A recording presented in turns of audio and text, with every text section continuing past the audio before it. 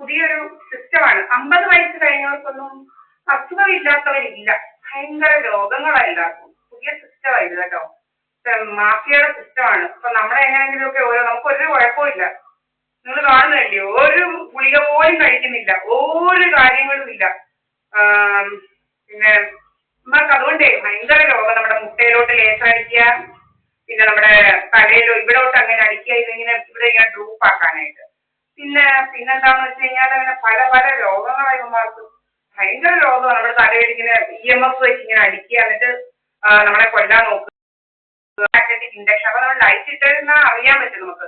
ഇതിങ്ങനെ ഡിമ്മാവും ഇവന്മാർ. ഇത് ഈ ഇലക്ട്രോ മാഗ്നറ്റിക് ഇൻഡക്ഷൻ വെച്ച് നമ്മുടെ തലയിലോട്ട് ഇങ്ങനെ അടിക്കുമ്പോൾ നമ്മുടെ ബ്രെയിൻ ഇങ്ങനെ കുക്കപ്പ് ആക്കുകയാണ്. നമുക്ക് അറിയാൻ പറ്റും. നമ്മൾ ഇടത് മുട്ടയിലോട്ട്, ഇടത് ഈ ഹിപ്പിലോട്ട്, ഇങ്ങനെ പലയിടത്തോട്ടങ്ങ് അടിച്ച് ഏതെങ്കിലുമൊക്കെ രീതിയിൽ. പിന്നെ നമ്മളെ അതൊന്നും നടക്കാതാകുമ്പം ആളുകൾ ഇങ്ങനെ ഇവിടോട്ട് വരുന്നെന്ന് പറഞ്ഞുകൊണ്ട് കഥയുണ്ടാക്കാൻ തുടങ്ങും. അതും നടക്കാതാകുമ്പോൾ ഒരുത്തം പറയുന്നതാണ് ഇവിടെ സൈക്യാട്രിസ്റ്റ് ഉണ്ട്, അവിടെ പോയി മരുന്ന് കഴിക്കും. എങ്ങനെയെങ്കിലുമൊക്കെ ഒന്ന് മരുന്ന് കഴിച്ച് കാശ് കിട്ടണമെന്ന് പറഞ്ഞു ഇങ്ങനെ പുറകിൽ നടക്കുക നമ്മളത്. അങ്ങനെയാണോ? 50 വയസ്സ് കഴിഞ്ഞാൽ ആരും ഒന്നും ജീവിക്കത്തില്ലയോ? 4 വയസ്സ് മരുന്നില്ലാതെ കഴിക്കാൻ പറ്റത്തില്ലയോ? ജീവിക്കാൻ പറ്റത്തില്ലയോ 50 വയസ്സ് കഴിഞ്ഞാല്? ഇത് വലിയൊരു മാഫിയ സംഘമായിട്ട് മാറിയിരിക്കുക കേട്ടോ. 50 വയസ്സ് കഴിഞ്ഞാലേ മരുന്ന് കഴിക്കാതിരിക്കാൻ പറ്റത്തില്ലെന്ന്. എനിക്ക് എത്രയോ പേരെ അറിയാം ഒരു മരുന്നും ഇല്ലാത്ത നല്ല പയറ് പോലെ നടക്കുന്നവര്. ഒരു മരുന്നും ഇല്ല, നല്ല ചുണയായിട്ട് നടക്കുന്നത്. ഞാനും പറയണ്ട, ഒരു മരുന്നും ഇല്ല നമുക്ക്. നമ്മളിങ്ങനെ പല രീതിയിൽ ഇങ്ങനെ ഇതാക്കാൻ നോക്കുക. നമ്മുടെ സ്വത്ത് മുതലൊക്കെ അല്ലെ പിന്നെ സ്വത്ത് ഇത് നെൽപ്പാടമാണോ? എനിക്കൊരു നെൽപ്പാടവും ഇല്ല. ഞാനെല്ലാം കാണിച്ചിട്ടില്ലയോ? വല്ല നെൽപ്പാടവും കണ്ടിട്ടുണ്ടോ? വല്ല തെങ്ങ് നിൽക്കുന്ന പുരയിടങ്ങളല്ല. അപ്പൊ അത് ഇങ്ങനെ കുറഞ്ഞ വിലയ്ക്ക് വിറ്റ് എന്ന് പറഞ്ഞുകൊണ്ടൊക്കെ ഇൻഷുറൻസ് അടിക്കണം. അങ്ങനെ പല പല വേലകളുമായിട്ട് അങ്ങ് നടക്കുക. ഇങ്ങനെ നമ്മുടെ പുറകിലങ്ങ് നടക്കുക കുറെ ക്രിമിനലുകൾ. എനിക്ക് ജീവിക്കാൻ പറ്റത്തില്ല ഇവിടെ.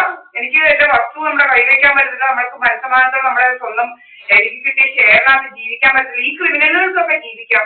നമുക്ക് നമ്മുടെ വീട്ടിൽ ജീവിക്കാൻ പറ്റില്ല. മുടി പൊഴിക്കുക, മുടിയിലോട്ട് അടിക്കുക, അങ്ങനെ പല പല രോഗങ്ങളാണ് കയറി ഇരുന്ന് കുറെ അവന്മാർ വരിക. ഇങ്ങനെ വയ്യെ പോയാൽ നമ്മുടെ വീട്ടിലോട്ടാണ് അവന്മാർ വരുന്നത്. വയ്യെ പോകുന്നത് നമ്മുടെ വീട്ടിൽ. നിങ്ങൾ കാണുന്നുണ്ടോ വല്ലതും ഇവിടെ? ഞാൻ അപ്ലോഡ് ചെയ്യുന്നുണ്ടല്ലോ. ഏതെങ്കിലും ആണുങ്ങളെ കാണുന്നുണ്ടോ? ഏതെങ്കിലും ആണുങ്ങൾ ഇവിടെ വന്നിട്ടുണ്ടെങ്കിൽ അത് അപ്ലോഡ് ചെയ്തിരിക്കും. മനസ്സിലായില്ലയോ? ആ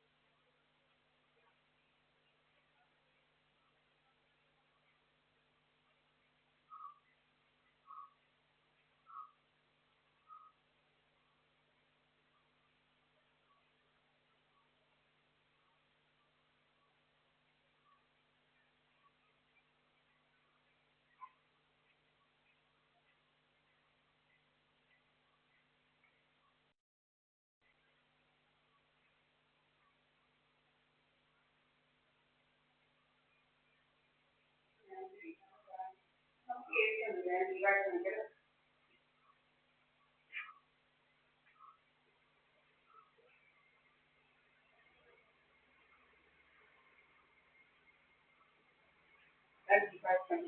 like my house, my own house, my share with it.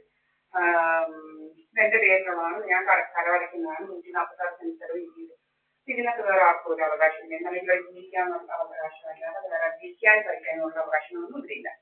അപ്പോൾ ഞാൻ പറഞ്ഞു തരുന്നതെന്ന് വെച്ച് കഴിഞ്ഞാൽ ഇപ്പം വിജി സുബ്രഹ്മണ്യനെ എത്തിക്കൊണ്ട് വരാനായിട്ടുള്ള അവളിങ്ങനെ വലിയ ഇങ്ങനെ സംസാരിക്കുന്നിങ്ങനെ അടുത്ത ആഴ്ച വരാൻ ഒരു ദിവസം ഇങ്ങനെ പിടിച്ചുകൊണ്ട് ഒരു ഇന്ത്യൻ ഡ്രാമ തുടങ്ങുമോ അന്നേരച്ചുള്ള ഡ്രാമ ഇതിനകത്ത് ആരൊന്നുമല്ല മനസ്സിലായി അവന്റെ വീട്ടിലായിരുന്നത്. നമുക്ക് അവനായിട്ട് ഒരു ബന്ധവും ഇല്ല.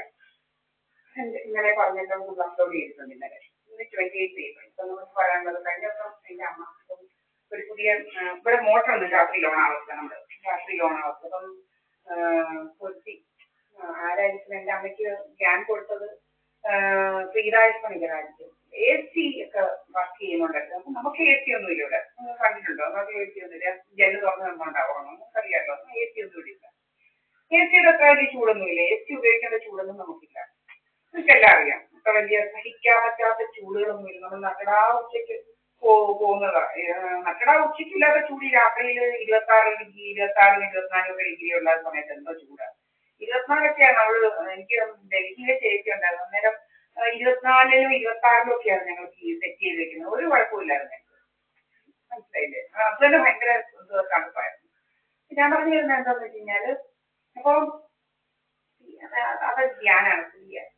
ഇവിടെ AC ഒന്നുമില്ല. അപ്പൊ AC നാട്ടിലേക്ക് AC ഓൺ ആയാലും നമ്മുടെ മോട്ടർ ഓൺ ആക്കില്ലയോ.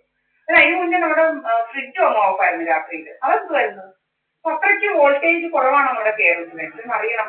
ഇതൊക്കെ നമുക്ക് ചോദിക്കാം. നമ്മുടെ തെളിവ് ചെയ്തുകൊണ്ട് പിന്നെ പകൽ നമ്മുടെ മോട്ടർ ഓഫ് ആക്കുക അങ്ങനെ പല പല പരിപാടികളുണ്ട്. ഇതൊന്നും പിന്നെ ഇപ്പം വെച്ച് കഴിഞ്ഞാല് എങ്ങനെങ്കിലുമൊക്കെ നമ്മുടെ ഹോസ്പിറ്റലിലാക്കണം. എന്തെങ്കിലുമൊക്കെ ഒന്ന് ഹോസ്പിറ്റലാക്കി മരുന്നൊക്കെ കഴിച്ചിട്ട് മാഫിയക്ക് കാശ് നമ്മൾ ചേർക്കുന്ന കാശ് കിട്ടണം. അപ്പൊ നമ്മുടെ മുട്ടയിലോട്ട് അടിക്കുക, മാറി മാറി നമ്മുടെ ഫുഡിലോട്ട് അടിക്കുക, നമ്മുടെ ഹിപ്പിലോട്ട് അടിക്കുക, ഏതെങ്കിലുമൊക്കെ രീതിയിലൊന്നും ഇതാക്കാൻ നമ്മൾ നോക്കുകയാണ്. പിന്നെ തലമുടിയെല്ലാം തലയിലോട്ടെല്ലാം അടിക്കുക, നമ്മുടെ പുരികം വലിക്കുക, പിന്നെന്താണ് പല പല പരിപാടികൾ. അല്ലെങ്കിൽ പിന്നെ ഒന്നും നടക്കാതാകുമ്പോഴത്തേക്കും ആണുങ്ങളൊക്കെ അവിടെ എവിടെയെല്ലാം കയറ്റി വെച്ചോണ്ട് ഞാൻ കാണിക്കുന്നുണ്ട്. കയറ്റി വെച്ചോണ്ടിരുന്നിട്ട് നമ്മുടെ വീട്ടിൽ വരുന്നതെന്ന് പറയാ. അത് നടക്കാതാകുമ്പോൾ ചില അമ്മമാരിങ്ങനെ പറയുക യോ മരുന്ന് കഴിക്കും സൈക്യാട്രിസ്റ്റ് അവിടെ എവിടെയൊക്കെ എങ്ങനെയെങ്കിലും ഒക്കെ ഒന്ന് ഇതാക്കിയാൽ മതി. ഇതെന്തൊരു ശൈലിപാട് ഇത്. ഈ മെഡിക്കൽ മാഫിയയും ഇൻഷുറൻസ് മാഫിയയും കൊണ്ട് നമ്മളൊന്ന് പണിയില്ല. മരങ്ങൾ വലിയ ശല്യമായിട്ട് മാറിയിരിക്കുക. വലിയ ഇത് മാഫിയ സംഘങ്ങളെ കൊണ്ട് ശല്യമായിട്ട് മാറിയിരിക്കുക. നമ്മളെ നിരന്തരം വീക്ഷിക്കുക. നമ്മൾ എന്ത് ചെയ്യുന്നു, നമ്മൾ എന്ത് കഴിക്കുന്നു, ഭയങ്കര ശല്യമാണ് ശരിക്കും പറഞ്ഞു കഴിഞ്ഞാൽ.